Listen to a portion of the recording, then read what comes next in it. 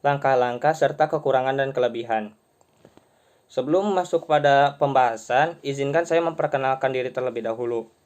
Perkenalkan, nama saya Muhammad Hilmi Rasyad dari kelas PAI 5D dengan NIM 11920201143. Masuk pada pembahasan pertama, yaitu model pembelajaran Jigsaw. Apa itu model pembelajaran Jigsaw? Pembelajaran kooperatif tipe Jigsaw ini ialah suatu tipe pembelajaran kooperatif yang terdiri dari beberapa anggota dalam satu kelompok yang bertanggung jawab atas penguasaan bagian materi belajar dan mampu mengajarkan materi tersebut kepada anggota lain dalam kelompoknya.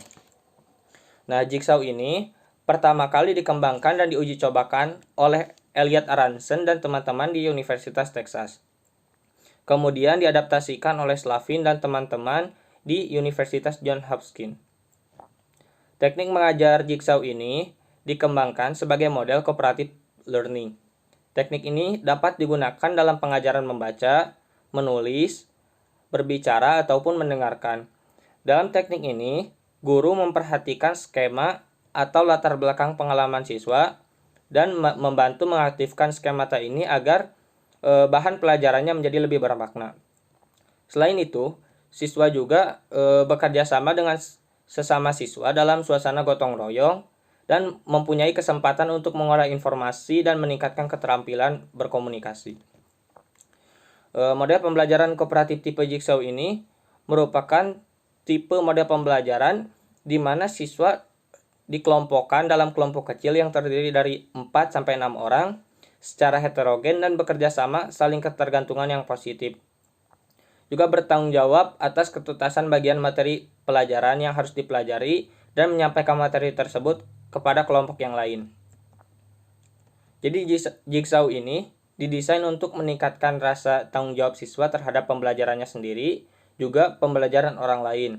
Karena Jigsaw ini siswa tidak hanya dituntut untuk mempelajari materi yang diberikan saja, tetapi mereka juga harus memberikan dan mengajarkan materi tersebut kepada anggota kelompok yang lain. Dengan demikian, siswa saling tergantung satu dengan yang lain dan harus bekerja sama secara kooperatif untuk mempelajari materi yang ditugaskan. Nah, di dalam model pembelajaran kooperatif tipe Jigsaw ini terdapat kelompok asal dan kelompok ahli. Kelompok asal yaitu kelompok induk siswa yang beranggotakan siswa dengan kemampuan, asal, dan latar belakang yang beragam. Kelompok asal merupakan gabungan dari beberapa ahli. Sedangkan kelompok ahli yaitu kelompok siswa yang terdiri dari anggota kelompok asal yang berbeda yang ditugaskan untuk mempelajari dan mendalami topik tertentu dan menyelesaikan tugas-tugas yang berhubungan dengan topiknya untuk kemudian dijelaskan kepada kelompok asal.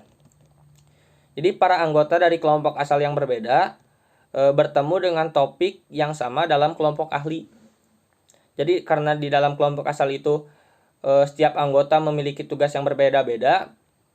Ada yang mengkaji bab 1, bab 2, bab 3, bab 4. Nah, kemudian dipecah untuk mengkaji topik yang sama dari kelompok-kelompok yang berbeda.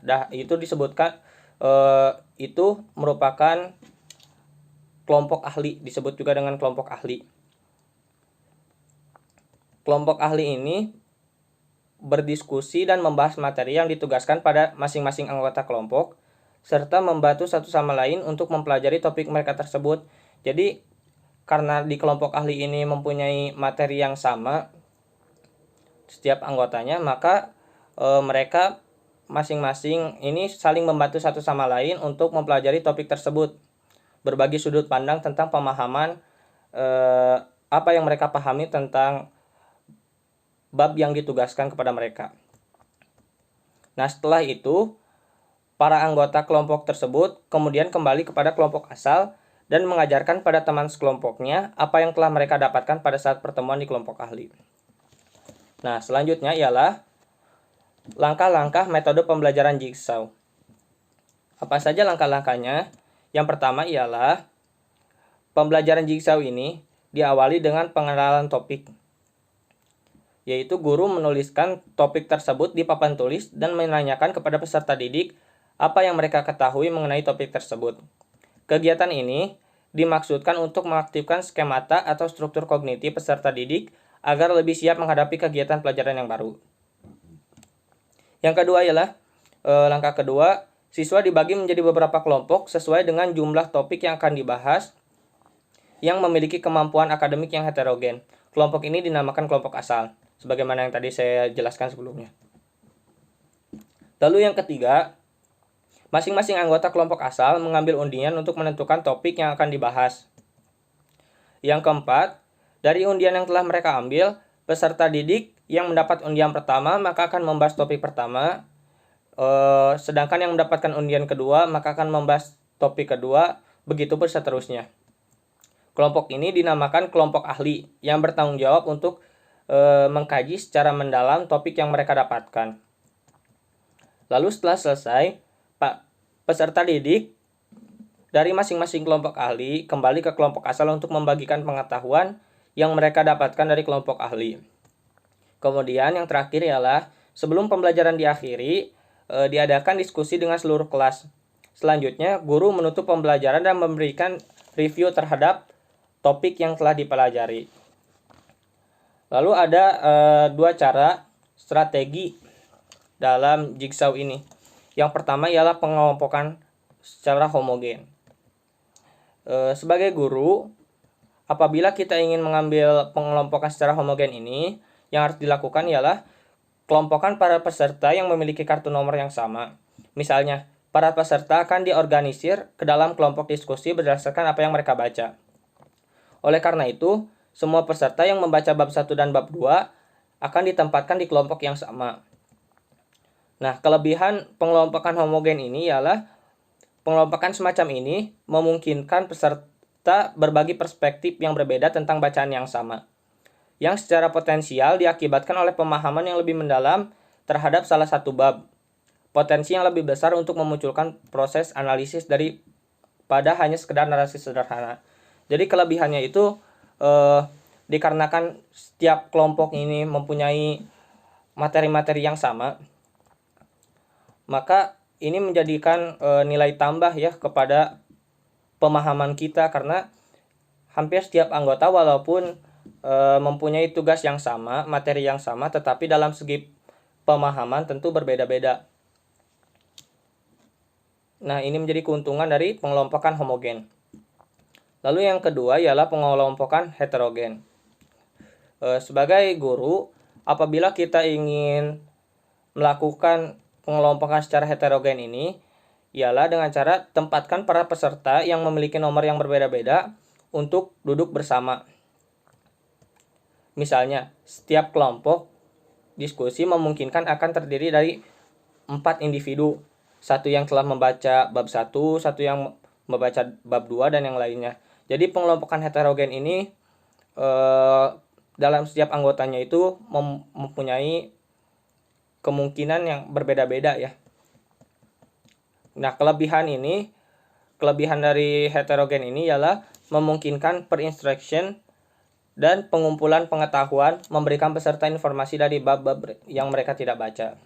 Jadi ini heterogen ini menjadi luas ya pemahaman kita, tidak hanya terpaku kepada apa saja yang kita kaji gitu, bagian yang kita kaji, tetapi kita juga dapat mendapatkan informasi dari bab-bab yang kita tidak baca dikarenakan setiap anggota kelompok ini berbeda-beda. Adapun kelemahan dari homogen, yang pertama kelemahan dari homogen dulu. Yang pertama ialah fokusnya sempit. Jadi kalau yang homogen ini fokusnya hanya terbatas gitu ya, hanya pada satu bab. Sedangkan heterogen, kelemahannya ialah apabila satu peserta didik tidak membaca tugasnya, informasi tersebut tidak dapat dibagi atau didiskusikan. Potensi untuk pembelajaran naratif dalam berbagi informasi. Jadi dalam heterogen ini kalau misalkan ada satu anggota yang tidak memahami bab yang telah diberikan kepada mereka, maka ini akan menjadi kendala. Karena tugasnya berbeda-beda sehingga kita tidak mengetahui berkenaan dengan materi yang ditugaskan kepada kelompok tersebut. Lalu selanjutnya ialah kelebihan dan kekurangan metode jigsaw. Tentu saja ya, dalam setiap metode pembelajaran ini terdapat kelebihan dan kekurangannya. Lalu kelebihan dari tipe jigsaw ini apa sih? Yang pertama ialah siswa diajarkan bagaimana bekerja sama dalam kelompok. Yang kedua ialah siswa yang lemah dapat terbantu dalam menyelesaikan masalah. Lalu menerapkan bimbingan sesama teman, terdapat rasa harga diri siswa yang lebih tinggi, kemudian memperbaiki kehadiran, penerimaan terhadap perbedaan individu lebih besar, sikap apatis berkurang, kemudian pemahaman materi lebih mendalam, meningkatkan motivasi belajar, dan yang lain sebagainya. Kemudian terdapat kekurangannya. Kekurangan pembelajaran kooperatif tipe jigsaw. Yang pertama ialah keadaan kondisi kelas yang ramai, sehingga membuat siswa bingung, dan pembelajaran kooperatif tipe jigsaw ini merupakan pembelajaran yang baru. Jadi masih terdapat kebingungan ya dari siswa, karena siswa yang belum mengetahui tipe ini masih banyak karena merupakan pembelajaran yang baru.